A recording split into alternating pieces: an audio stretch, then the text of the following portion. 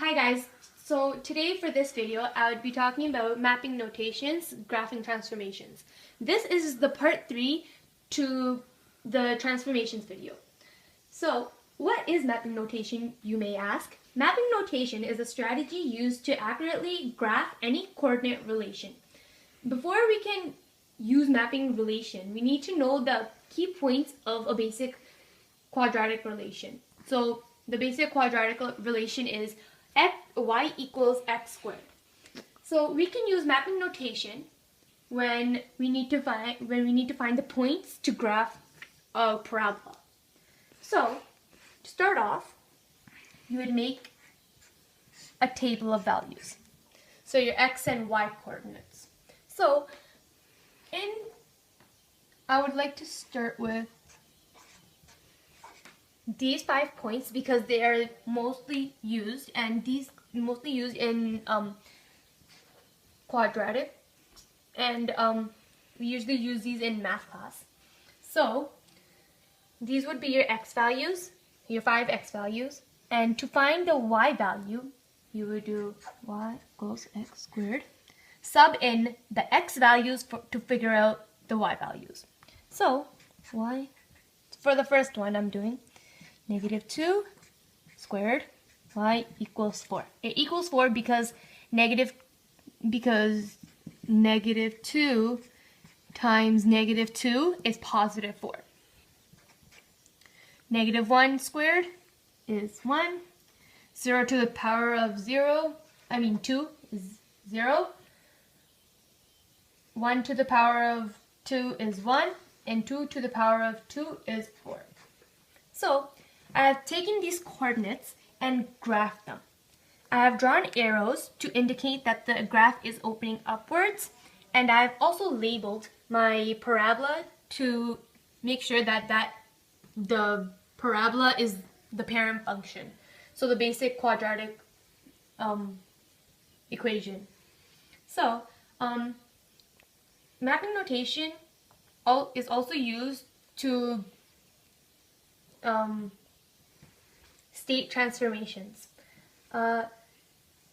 Mapping formulas in general to go from a graph of y equals x squared to a vertex form, y equals ax squared minus h squared plus k, you can use mapping formula.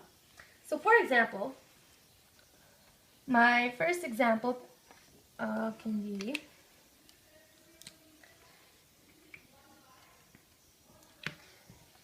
y equals x minus 4 squared plus 2. So this would be my h and k, also known as my x and y coordinate. So it'd be x and y. I would also do a table of values. So I would draw another table of values, x, y, and to find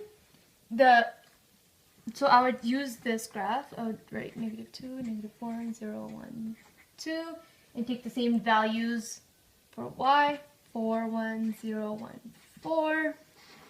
Also, you can see that this is a pattern to make sure that the graph is the same on both sides. So, to find the other x values,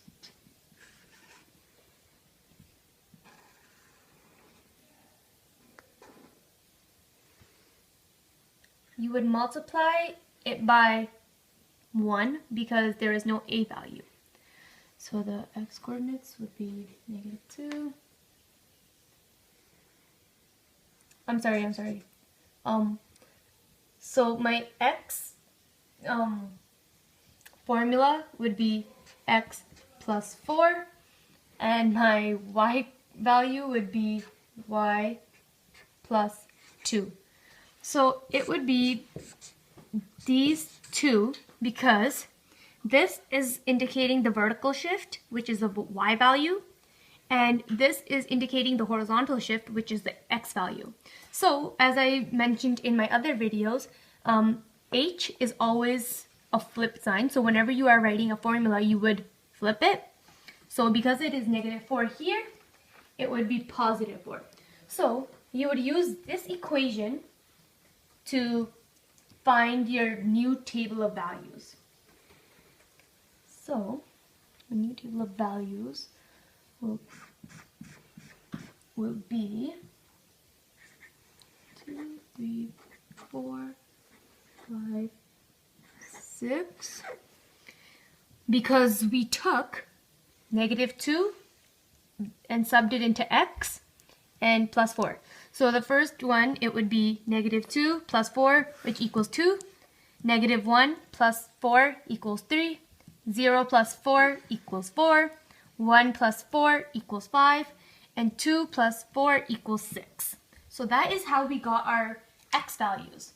So now, to find our y values, you would sub in our previous y values in for y, and then we would get our new coordinates. So you would take 4 plus 2, which equals 6. 1 plus 2 equals 3. 0 plus 2 equals 2. 3 plus 1 plus 2 equals 1, 6, 3, 4, 3, 2, 5, yes, 3, sorry guys. And then, once again, this would be 4 plus 2 equals 6. So these are our new values. So you would use these values to find the transformations with the parent function. So I would now graph my new table of values. So 2, 6. 2, 1, 2, 3, 4, 5, 6. 3, 3. Positive 3. Positive 3. 4, 2. 5, 3. And 6, 6. We do not need a ruler for these lines because we end up drawing curves. So the equation of my new parabola would be y equals x minus 4 squared plus 2. So that is how you do mapping notation. Thank you guys.